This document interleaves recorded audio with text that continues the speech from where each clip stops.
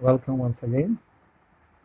So in this lecture we shall deal with assisted performance, supervised discussion and reciprocal teaching as strategies to enhance motivation and learning. ప్రేరణ మరియు అభ్యాసంను పెంపొందించే వ్యూహాలు. ఇందులో మొట్టమొదటిగా సహాయ నిష్పాదన, assisted performance.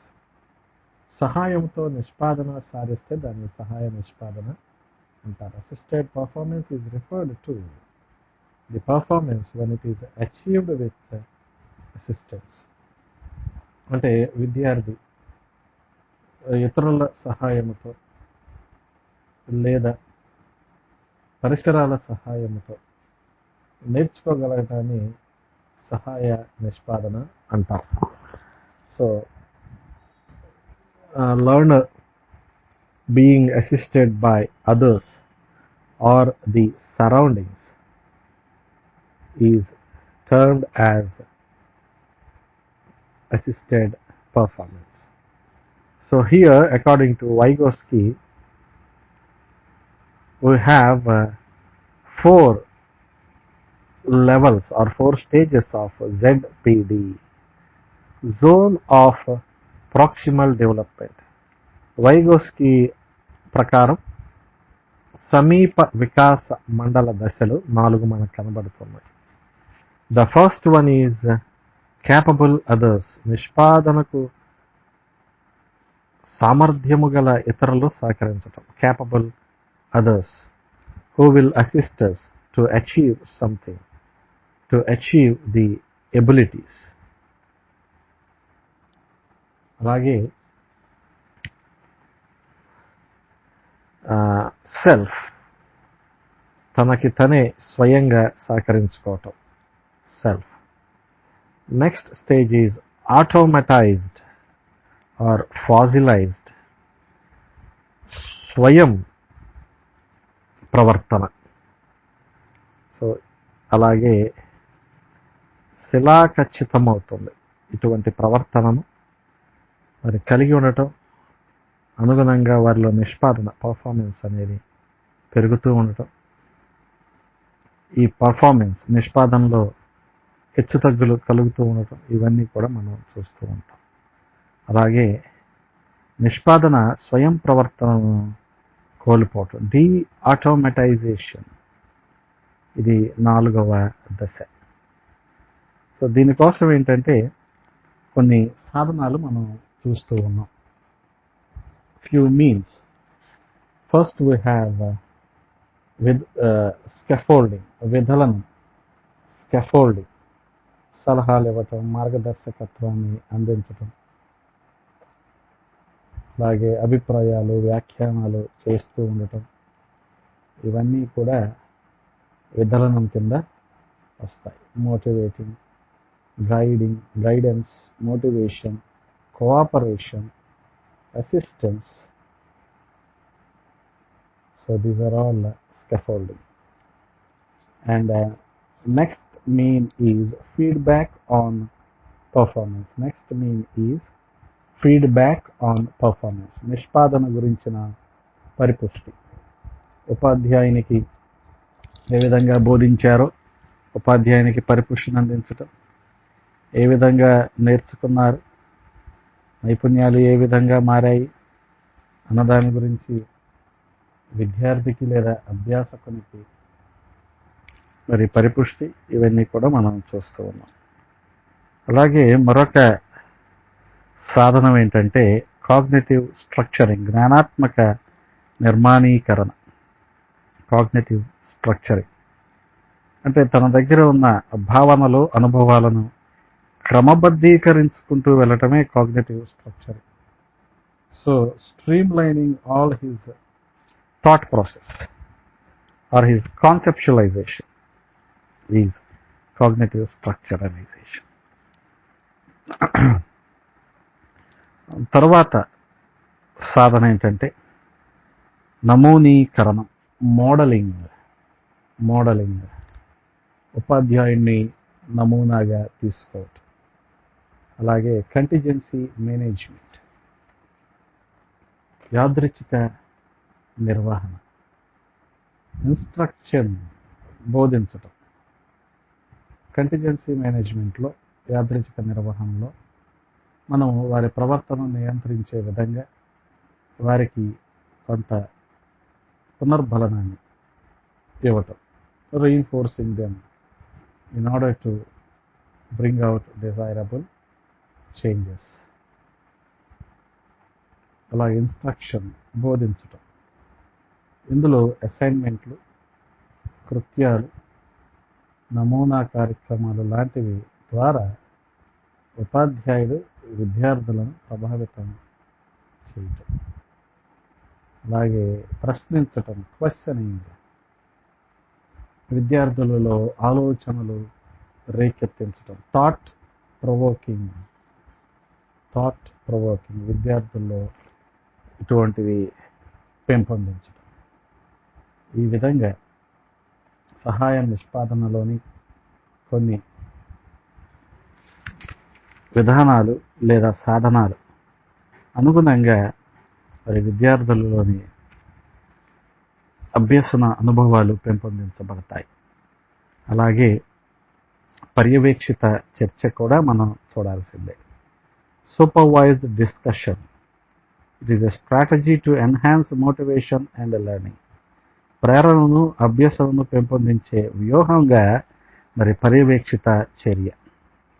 తరగతి గదిలో ఉపాధ్యాయుని నిర్దేశనంలో మౌఖికంగా విద్యార్థుల మధ్య విషయాలు లేక భావాల మార్పిడి జరగటాన్ని పర్యవేక్షిత చర్చా పద్ధతి అంటారు. Supervised discussion is a method in which the teacher directs and controls the verbal exchange of the class. So this is a supervised discussion. So ఇందులో ఏంటంటే రెండు రకాలుగా మనం చూస్తూ ఉంటాం. The first one is supervised discussion with in time table. కాల నిర్ణయ పట్టిక సమయంలో పర్యవేక్షిత చర్చ.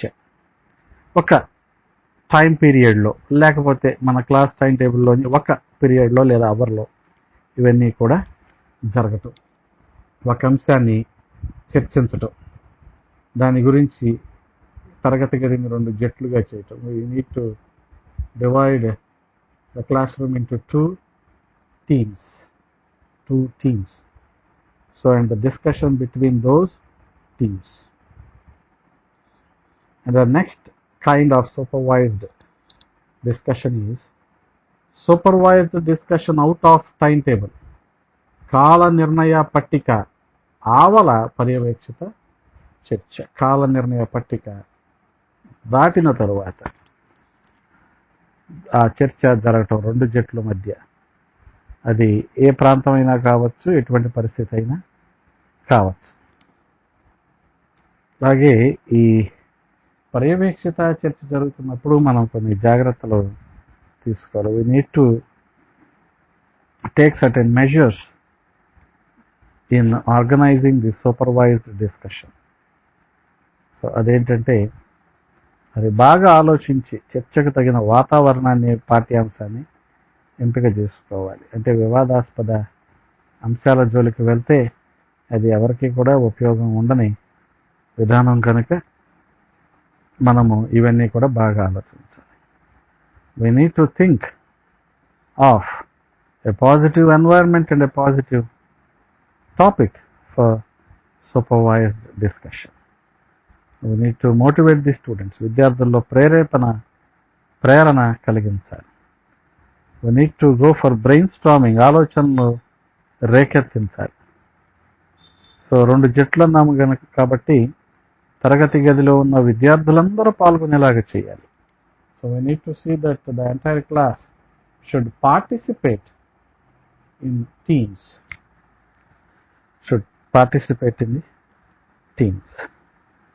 And moreover, we should bring about the gist of that particular discussion. ఆ చర్చ సారాంశాన్ని మనం రాబట్టుకోవాలి.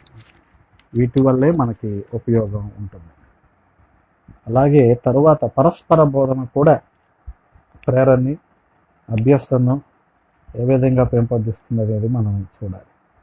Reciprocal teaching as a strategy to enhance motivation and learning. Reciprocal teaching, పరస్పర బోధన. పరస్పర బోధన మూలం యొక్క అర్థాన్ని నిర్మాణం చేసుకునే ఉద్దేశం కోసం ఉపాధ్యాయులు మరియు విద్యార్థుల మధ్య మూల గ్రంథ భాగాలపై ఉపాధ్యాయులు మరియు విద్యార్థుల మధ్య జరిగే సంభాషణ, సంవాదపూర్వకమైన బోధనా కృత్యమే పరస్పర బోధన.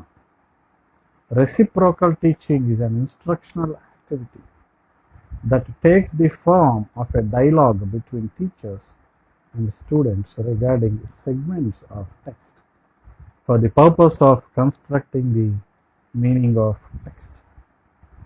సో ఇందులో ఏంటంటే ముందుగా వివేచన అనేది అవసరం. Reasoning, we need to have reasoning. That means we need to predict the situation. భవిష్యత్తును తెలుసుకోగలగటం. Predicting is one strategy of reciprocal teaching. పరస్పర బోధనలో మరి భవిష్యత్తును తెలియజేయటం అనేది కూడా ఒక వ్యూహంగా మనకు కనబడుతుంది. రెండోది, ప్రశ్నించటం కూడా ఒక వ్యూహం. Questioning is a strategy in reciprocal teaching. Questioning, so తికమక పెట్టే సమాచారాలు లేదా తర్జన భర్జనకు గురయ్యే కొన్ని భావనలు, సో వీటికి మనం కాస్త దూరంగా ఉంటూనే వారిలో ఆలోచనలను రేకెత్తించాలి. We need to go for a brainstorming without any confusion. అలాగే విశదపరచటం, clarifying is also a strategy in reciprocal teaching. Clarifying, విశదపరచటం. ఏకాగ్రత లోపాలు కొన్ని ఉంటాయి, అంటే lapses in concentration. So we need to rectify these lapses and we need to bridge the gaps between their conceptual knowledge. వారికి ఒక వారధిలాగా వారికి కలిగిన సందేహాలను విశదపరచడం, వాటిని వారధిలాగా వారి సబ్జెక్ట్ పరంగా నేర్చుకోవటానికి ఉపయోగించటం, ప్రేరణ కలిగించటం, అనుగుణంగా అభ్యసనను జరిగించడాన్ని మనం చూస్తూ ఉంటాం. And the fourth strategy in reciprocal teaching is summarising. సంగ్రహపరచటం. సమ్మరైజింగ్, సంగ్రహించే వ్యూహంలో సంగ్రహించువారు టెక్స్ట్ యొక్క ముఖ్య భావనను వివరించడానికి తన సొంత మాటలను ఉపయోగిస్తారు. So in the process of summarising, the summariser uses the gist of the text given. So ఇవన్నీ కూడా మనకి పరస్పర బోధనలో వ్యూహాలుగా కనపడుతూ ఉన్నాయి. ఇంతటితో ఈ పాఠము సరి.